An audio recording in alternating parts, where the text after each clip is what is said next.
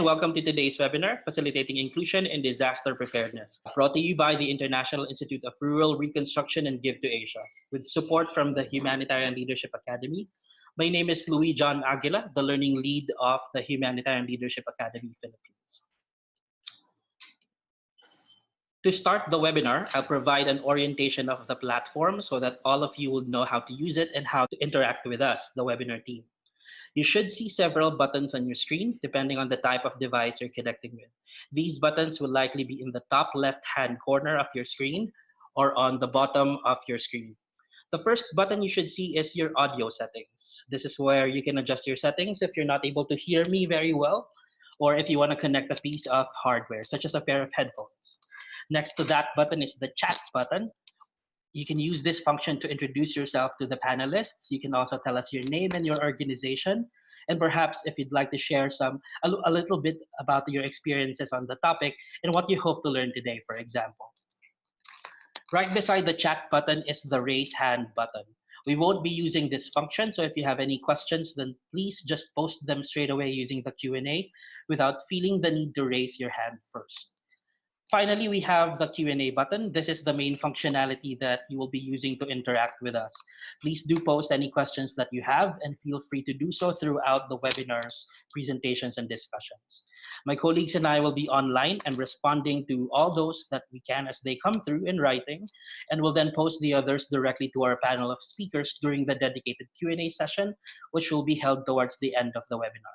Now, if we do run out of time, and we're not able to answer any of your questions, then we will do so after the webinar alongside a recorded version of this webinar, which you can rewatch or share with colleagues within your networks or for those who couldn't make it today. So that's about it for the platform introduction. I'll hand over the floor to our webinar's moderator, Jenny Gavella of IIRR.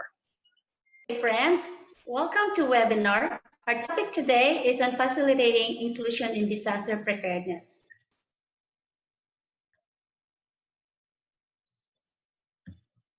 Welcome to this webinar.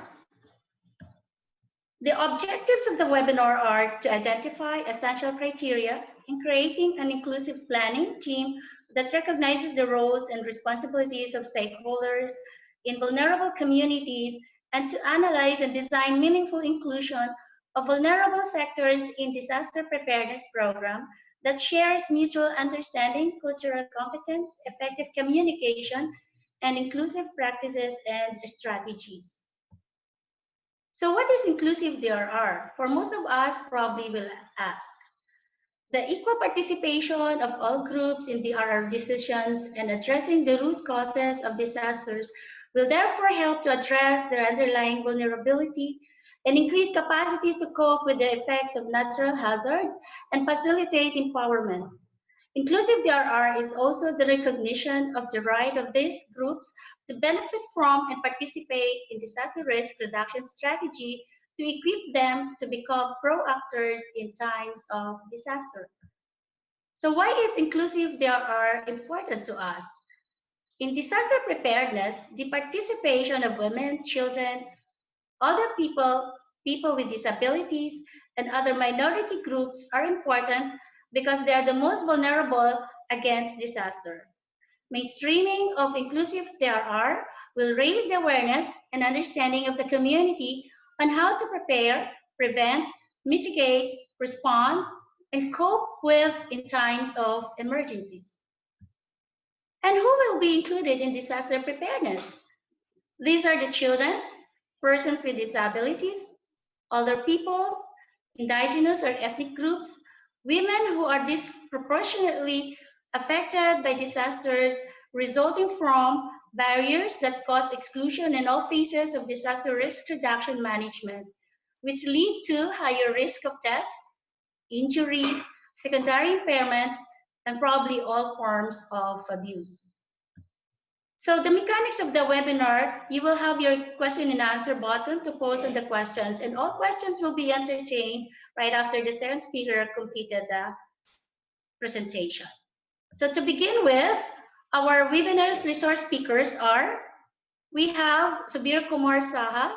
He is the Deputy Program Manager for DRR and CCA Climate Change Adaptation at the Center for Disability Development, Bangladesh. And we have another speaker. The second speaker will be Mr. Barney McLean. He is the advisor on community-based inclusive development, disability inclusive disaster risk reduction, CBM International Asia Southeast region. So to begin with, we have Mr. Subir Kumar, the Deputy Program Manager for DRR-CCA, Center for Disability and Development. Good day, Subir. You may share your ground experiences in working with inclusive DRR in Bangladesh. So you may start now.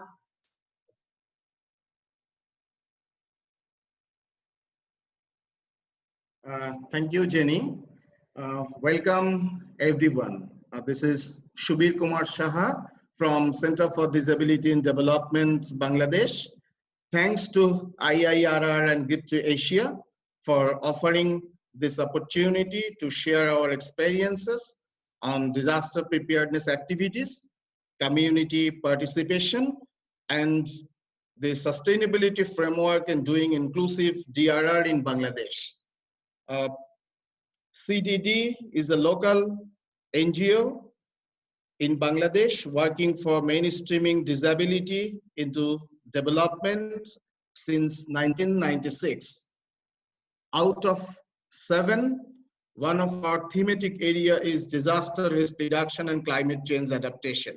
From the very beginning, CDD is concerned and involved with emergency response, relief and rehabilitation in Bangladesh, with attention to persons with disabilities, considering their special needs. But from 2009 to till now, we are in implementation DRR projects in rural and urban areas in Bangladesh in partnership with CBM, aiming disability inclusion to DRR, all of development to consider disability and DRR inclusion, meaningful participation, contributory role, and leadership by persons with disabilities in DRR. From 2009 to 2011, CDD worked for disability inclusive disaster risk reduction. From 2013 to 2016, paradigm shifted to community-driven disability inclusive disaster risk reduction. And from 2017 onward, we are implementing a project strengthening community resilience for disability inclusive disaster risk management. Let's see, after working 9 years, where do we stand now in terms of inclusion?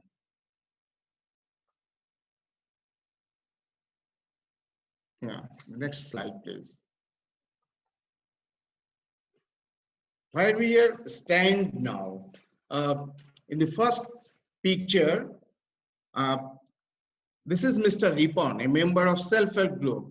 He is now involved in his community to make people aware why children, elderly people, women, and persons with disabilities are most vulnerable during disaster. Why disaggregated data required for these groups, and he is working for awareness raising in his community. And in the second picture, Mr. Halim, a person with physical disability. He is also a self-help group member. Halim is exchanging his training knowledge on earthquake preparedness with children at his school during tiffin time. In the third picture, you can see Kajol Rekha, a rural woman who is also physically challenged, conducting courtyard meeting with women group and making them aware regarding disaster preparedness, materializing why women are more vulnerable comparing to the others. She is also sharing her life experiences in the meeting here. In the fourth picture, this is a local government office, Union Parishad, it has become now accessible. Secretary of the Union Parishad, Shahana, is welcoming 2 Union Disaster Management Committee members in the meeting, those who are physically challenged. In the 5th picture, the expression of Choto Rani, who is visually impaired person. She is telling that we are known to each other before, but now we are organized. We help each other to claim our rights and entitlements. And in the 6th picture, we are observing that Batsha Miya, he is using by tricycle, moving different places, and has become a community leader. He received leadership training. He involved with self-help group, involved with War Disaster Management Committee, and he has become now the leader of a apex body of self-help group. So this is the position where we stand now.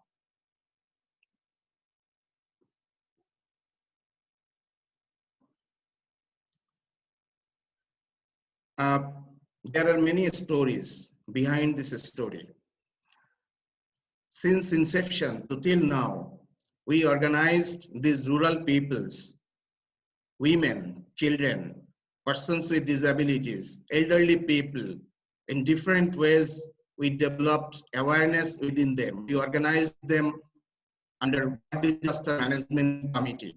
And we are observing that women War Disaster Management Committee members, they are contributing for rescue and evacuation during flood. And in the next slide, we are observing that, in this slide, we are observing that, oh, sorry, this slide, okay, this slide, no, previous. Yeah. Early warning, a person with disability, if he is announcing early warning. The ultimate objective is to make the early warning inclusive so that everyone can get the message. At the same time, awareness program, group meeting, courtyard meeting that is going on. So round the year, they are meeting, they are going to join each other in a meeting and developing their knowledges, how they can contribute, what are their challenges, how this should be overcome. Time to time, we organized training program for these peoples. They are attended in different training programs, and several mock drills were organized in the community settings. Local peoples, they attended, persons with disabilities, children, women, elderly people, all they spontaneously played role and observed what messages are now disseminating through mock drill. These stories are behind the position where we are now. On the next slide, please.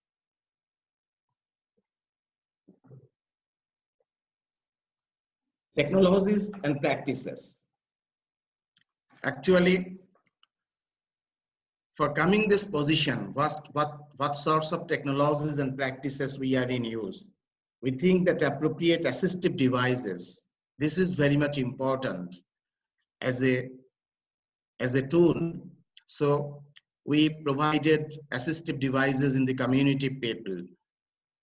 We developed an accessible boat where everyone, no one left behind, persons with disabilities, elderly people, children, pregnant women, they can have they can count this boat and go one place to another during the period of disaster. And accessible water and sanitation system in the community settings that has constructed by the project, and we constructed resilient houses and accessible houses where people can live during the period of disaster. They can stay there and they can give shelter to the others of the community.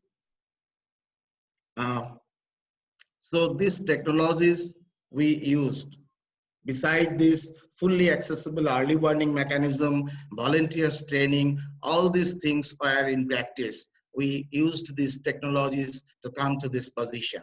Next, please.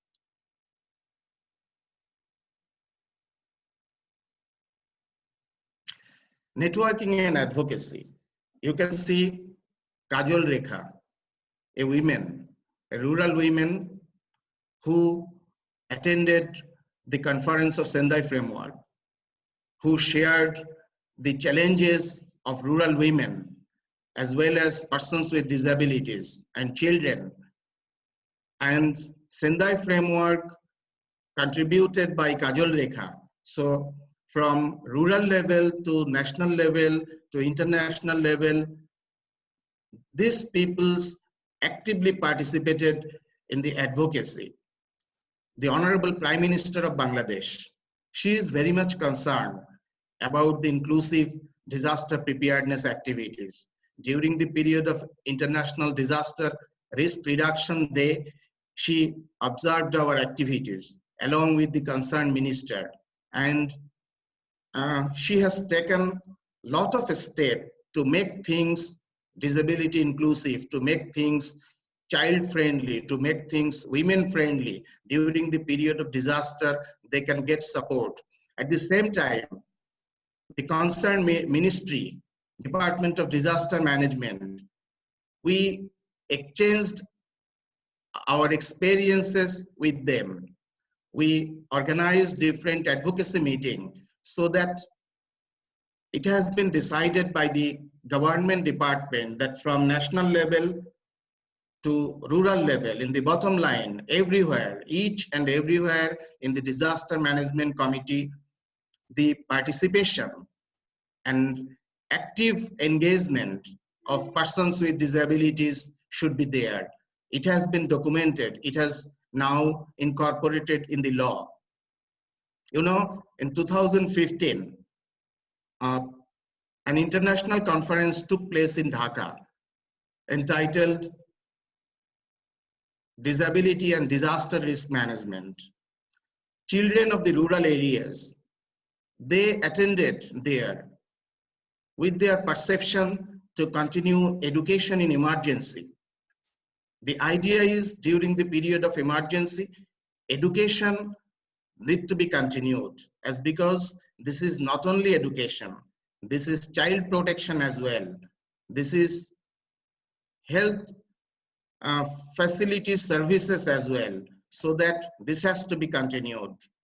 And we attended last year at Nepal in the conference where we shared our views, we shared our experiences, how things are taking place, where are the challenges and barriers, how to overcome all these things. For materializing all these things in the national and international level, the person who is playing the key role is Mr. H.M. Noman Khan, is the executive director of CDD. Mr. Noman has become an institution for Bangladesh, and he is doing advocacy in different level. That is why we are now in this position. Next slide, please.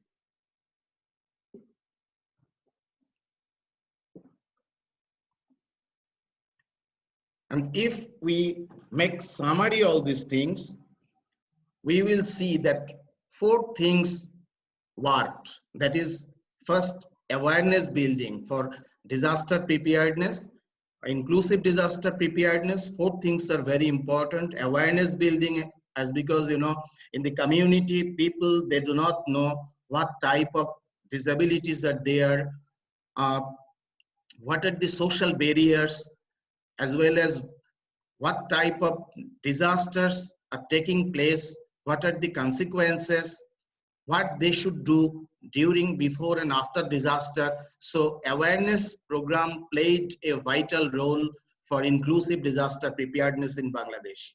At the same time, participation of persons with disabilities, elderly people, children, their meaningful engagement and effective participation. They are not at this moment only service receiver. They are service provider also. They are participating in the different policy making bodies also. So effective participation played vital role for inclusive disaster preparedness. Universal accessibility. At the time of last flood in Bangladesh, especially in Gaibandha, we have seen that our self-help group, they participated in the relief distribution process. They selected a place where persons with disabilities, they can come easily. They contributed for accessible water and sanitation. That is why it is important to ensure universal accessibility where all types of people, they can attain, they can join there. And the main thing is to interact. What we have done, we organized peoples, vulnerable community peoples in group. Accordingly, they raised their voice. At the same time, in the mainstream development process, we have given information by making marriage together, mainstream development and self-help group. This twin track approach make things effective for disability inclusion.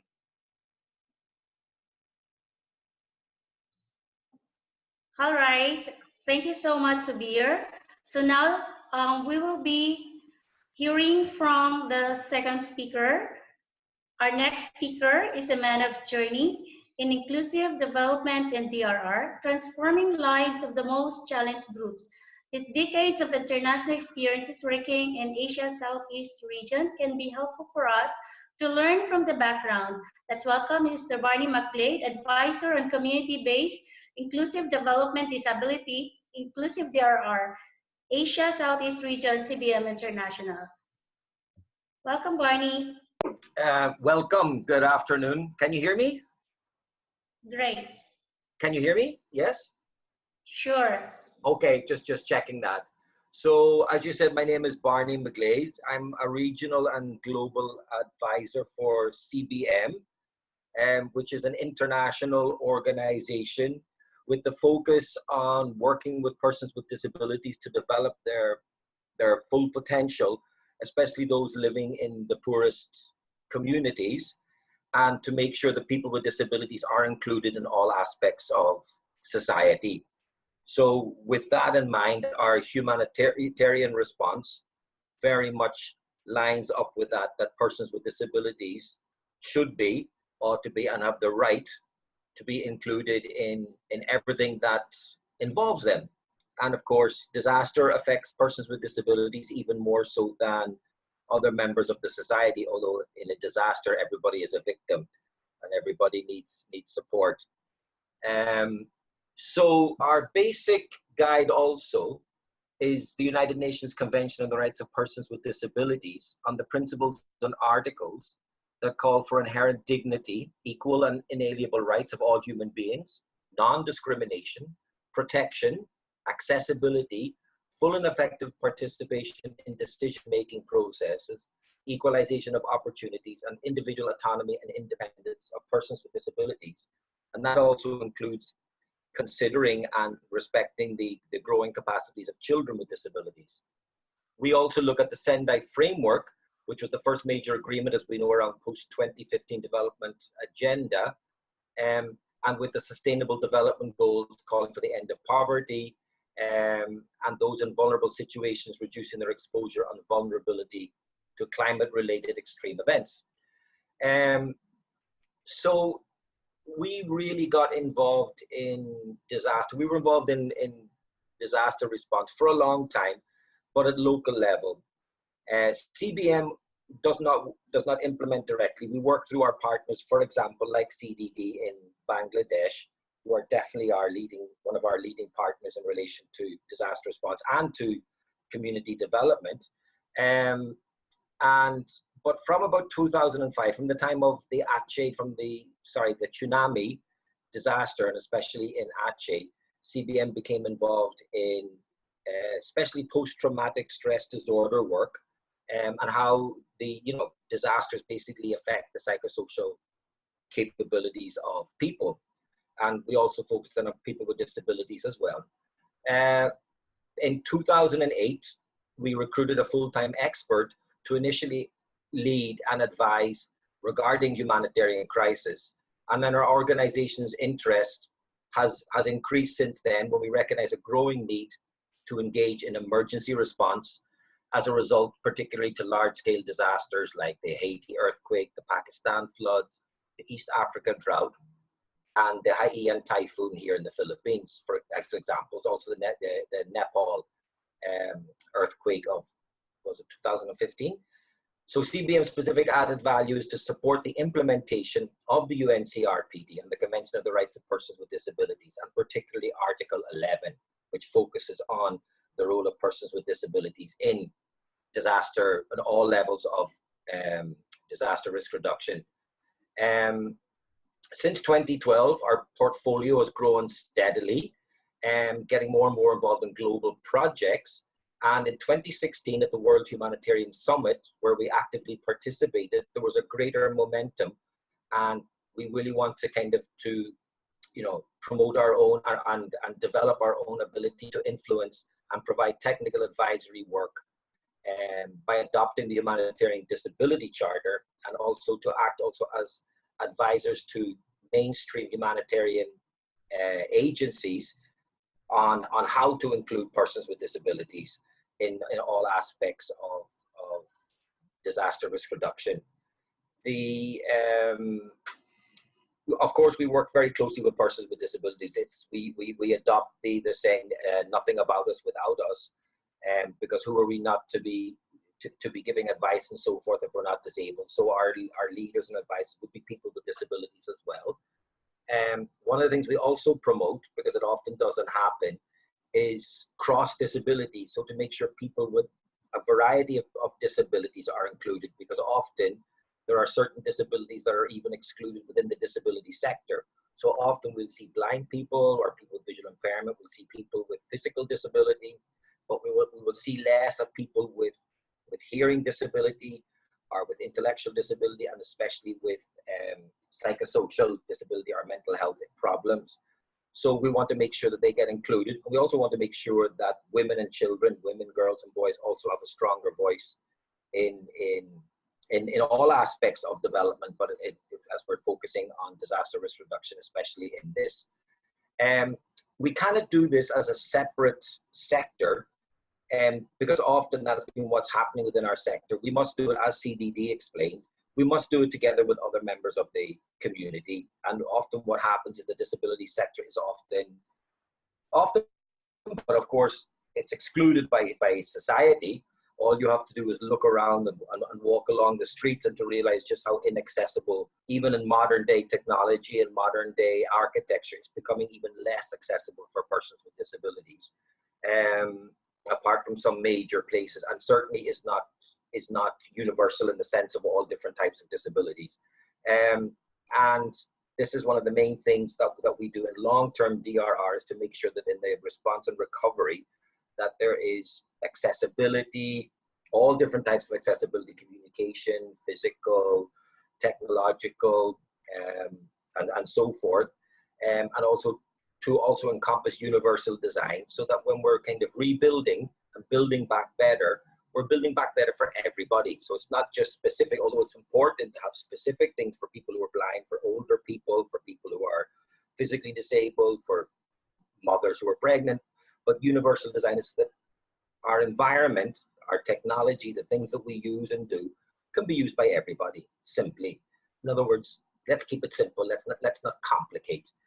And that's one of the things that we can bring to the table, and persons with disabilities can. How do we do this without complicating? How do we make sure that persons with disabilities are included?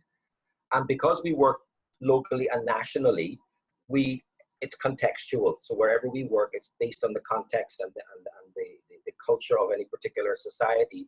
So while we have some global encompassing beliefs and so forth, it's very, very important that we put it in context.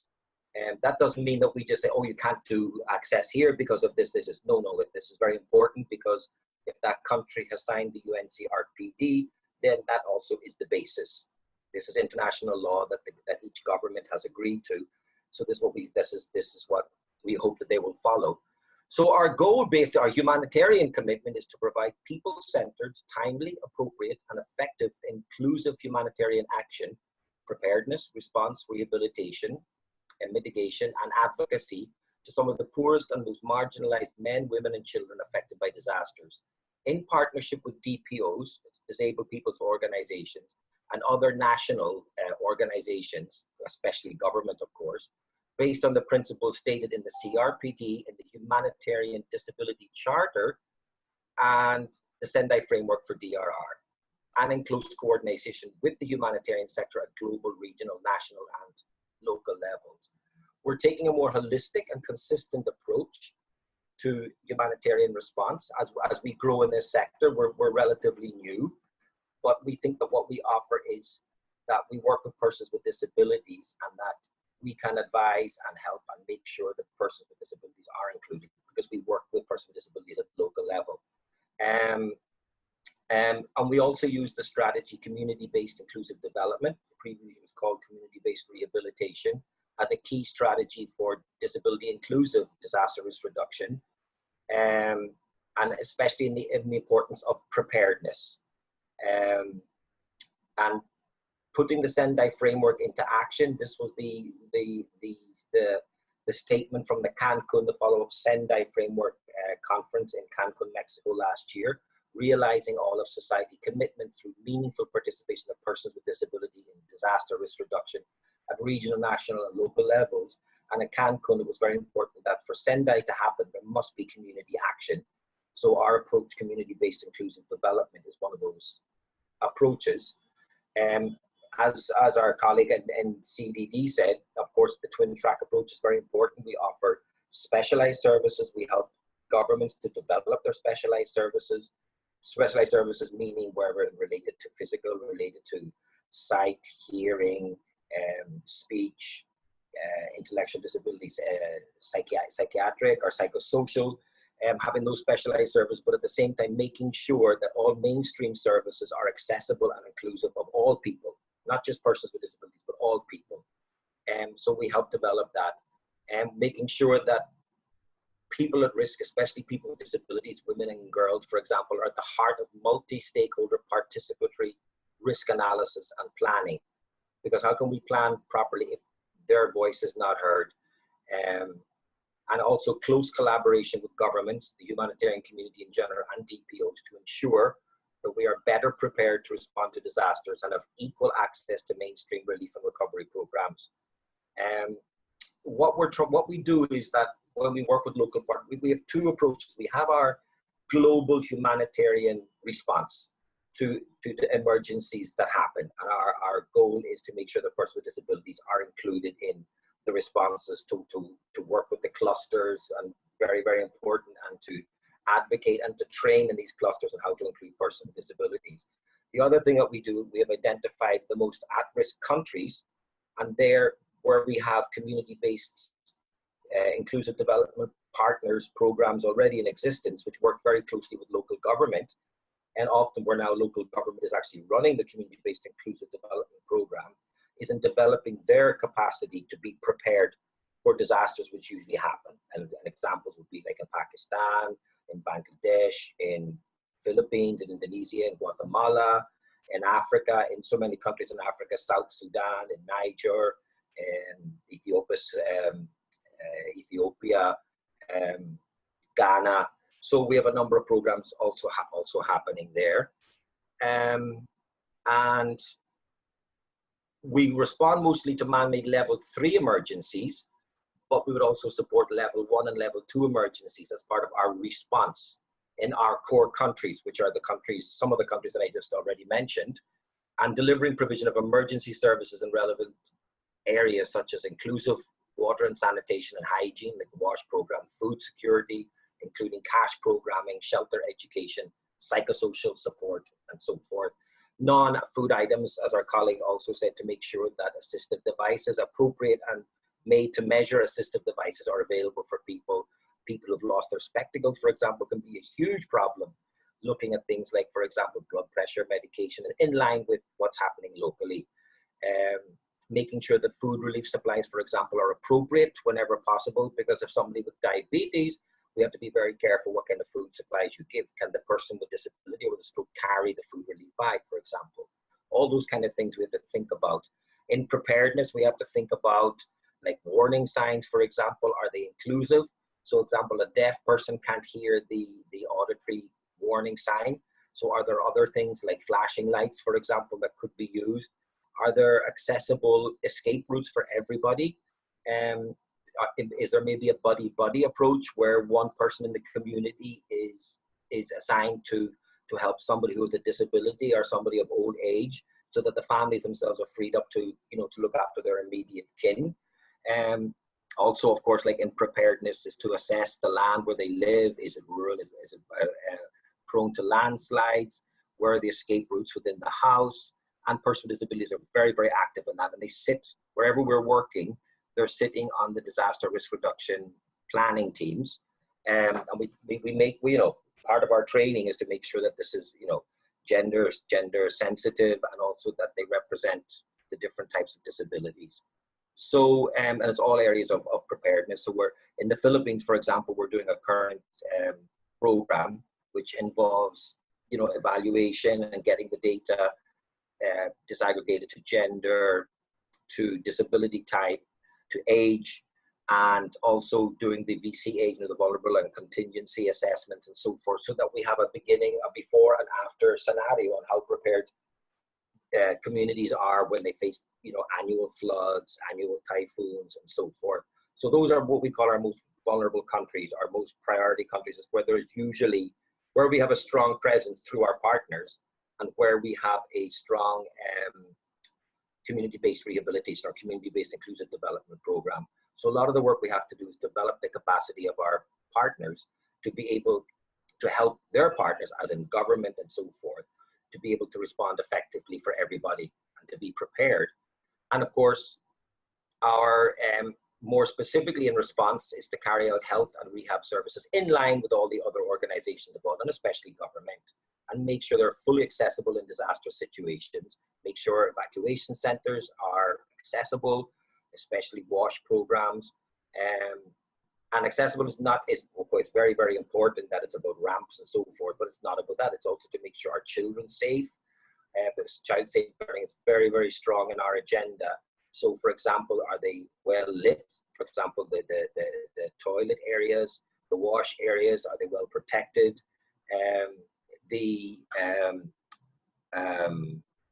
Making sure that we're being environmentally sustainable in the long term, that we are adopting universal design and specific accessibility features in long-term rehabilitation in our livelihood work. What we really try most of all, though, is to make sure that the humanitarian agencies and the government are including persons with disabilities and other vulnerable groups in their whole DRR program. So make sure they're not forgotten. So an example would be after post-Haiyan, a lot of people were talking about, you know, work for farmers, work for fishermen, and so forth. But to make sure that we talk about farming communities, that we talk about fishing communities, so that we include everybody and not just the male members of the community.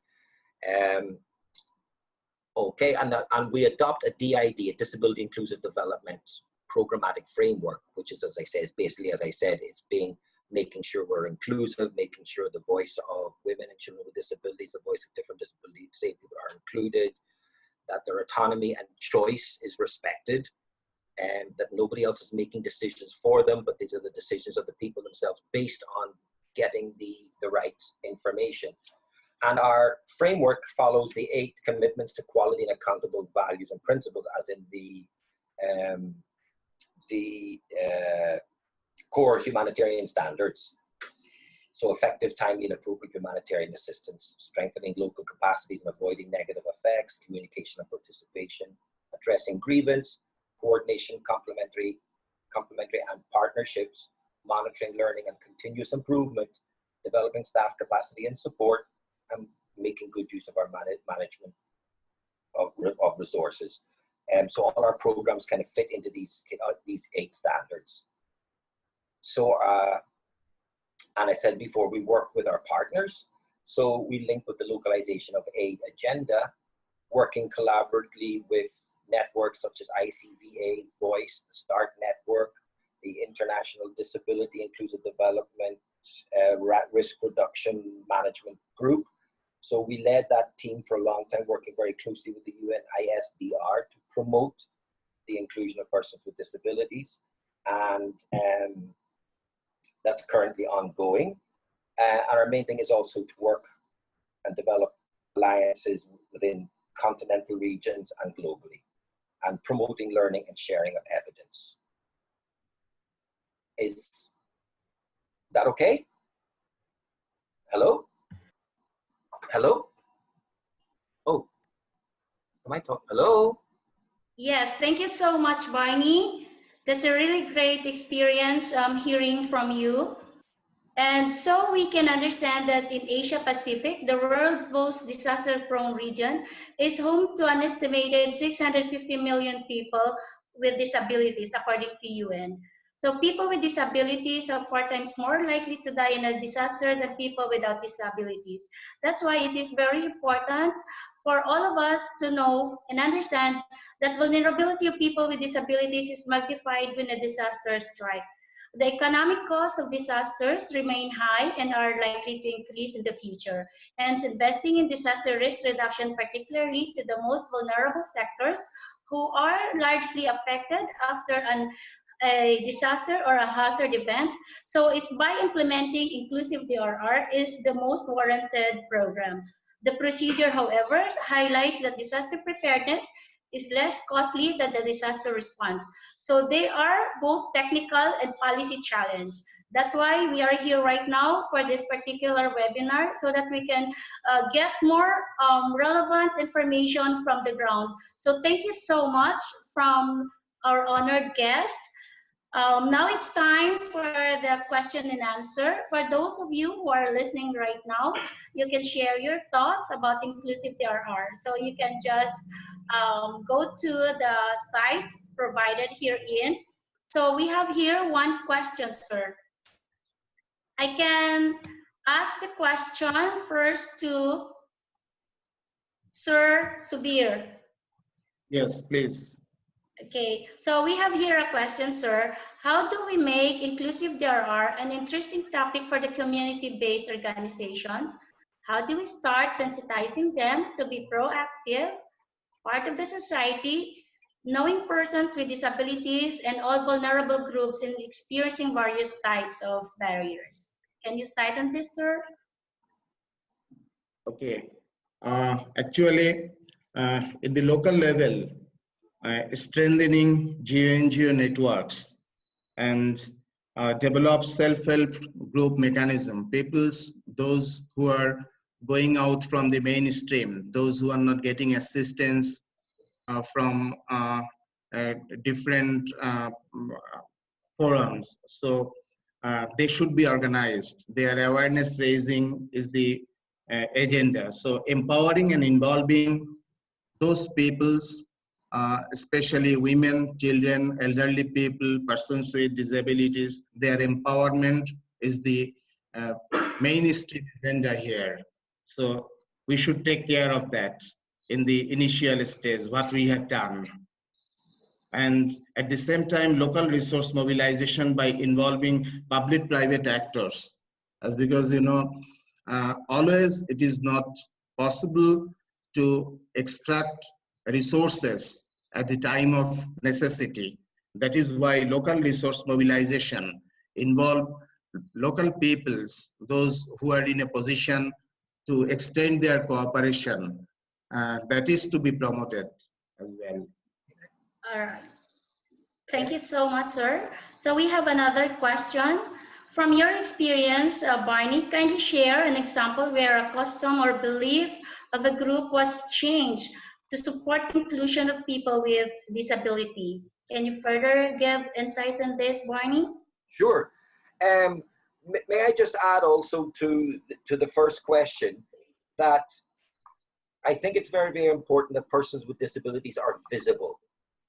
If people don't see persons with disabilities, and that's often the reason behind the exclusion as well as the negative cultural context, if you see people with disabilities and you see them actually doing things, I think then people start thinking of persons with disabilities. Most communities across the world, they want to be inclusive. They often just don't know how. And we have to make sure that people with disabilities have, are overcoming their own negative perceptions of themselves. So a lot of work has to be done in developing our persons with disabilities empowering themselves, which is a process for everybody, and making sure that they are present both at local and at national events regarding disaster risk reduction, and have something to say and know what to say, not being tutored what to say, but speaking their own mind based on their own experiences. And that often takes time. So CBM is also very much involved in that, in training disabled advocates for humanitarian action. So we hear from them themselves and make sure they're sitting at the table. So often our work is to kind of promote the idea and advocate the person with disability is there, but it's often person with disability, usually person with disability themselves, advocating for themselves. And it can start off locally by just being present, by just going to the women's group or going to the farmers group, being active and so forth. It takes time. In relation to the question, that also really answers the second question on changing the attitudes of people. For example, in Indonesia, in districts in Yogyakarta, we have a partner program there who've been working with local government on their disaster risk reduction meetings, where people who are blind and people who are physically disabled have been sitting in on the planning of preparedness. And before that started, the local government were telling, when we came back and they talked to us, they said before persons with disabilities joined, they were basically, they didn't think about persons with disabilities, they didn't think of the problems facing persons with disabilities, they didn't realize that the community is often causing the problems, say by not having ramps and so forth, by not including them in school. So they realized that, oh my goodness, not only do we have people with disabilities in this community that we have to support, but that they're a very important and essential asset. So that in actual fact, they changed their whole preparedness program to fit into persons with disabilities needs, and also by recognizing older people have these issues, pregnant women also have these issues. So our idea being is that change can happen, but we're not just saying this is specifically for disabled people. This is also for other sectors, so it helps everybody.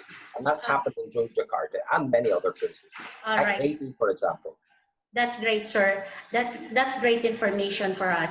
So another question here, is there any mobile apps which can support mainstream humanitarian DRR organizations to include disability issues in their activities and programs?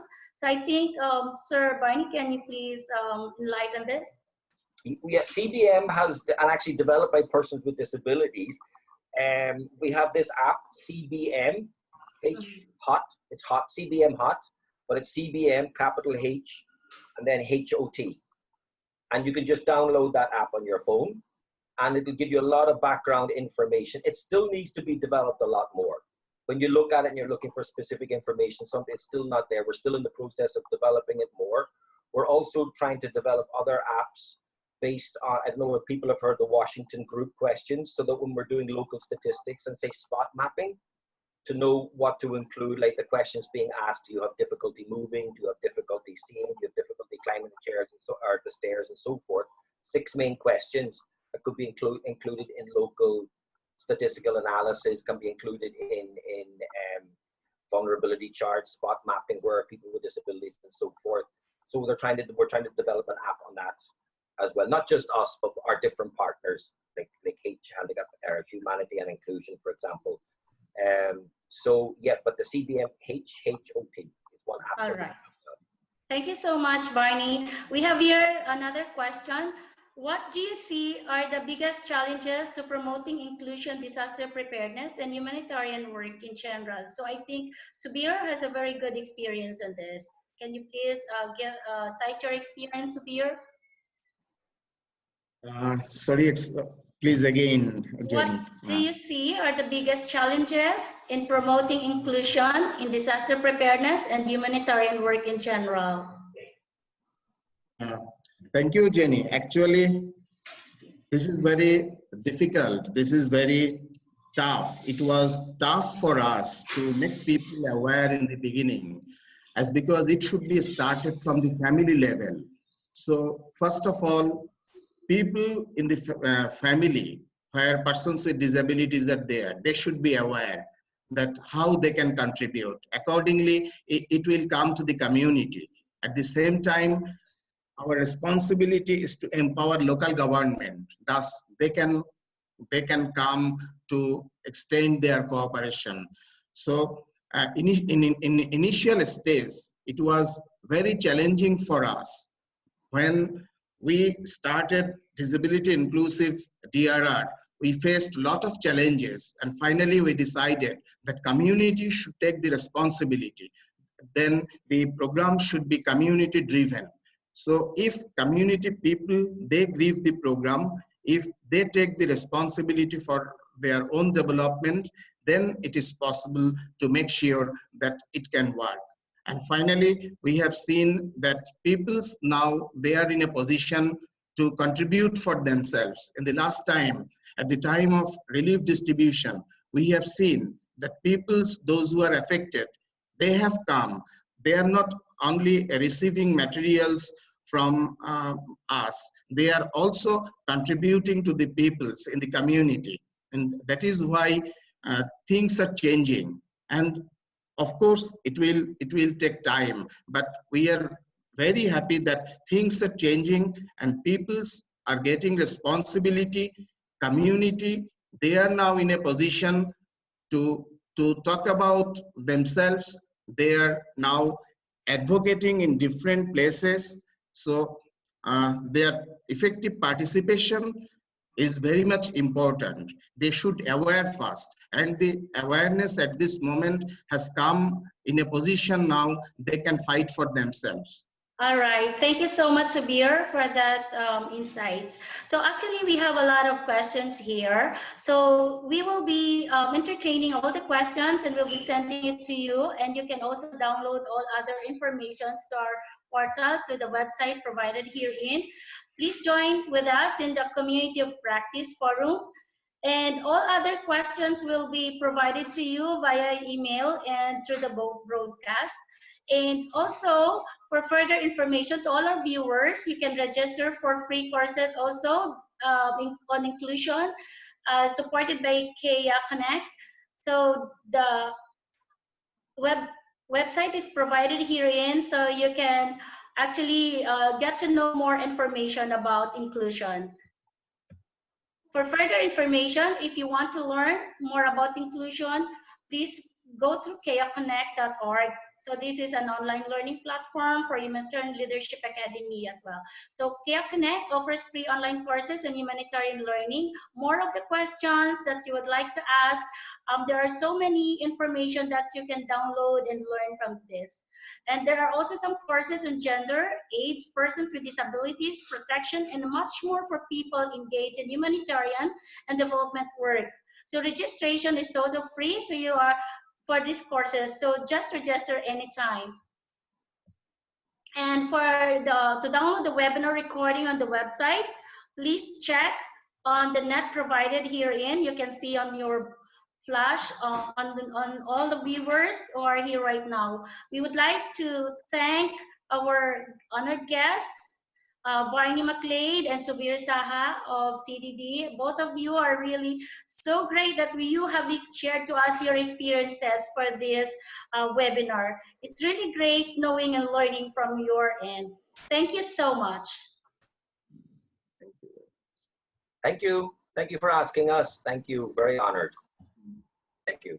Thank you, Jenny. Thank you very much. Thank you so much and welcome. Thank you, Barney. Thank you as well, huh? You take care. Yeah. Right. Take care of yourself. God bless everybody. To all our viewers, all the questions will be entertained and will be sent to you by mail. Thank you so much. Have a great day.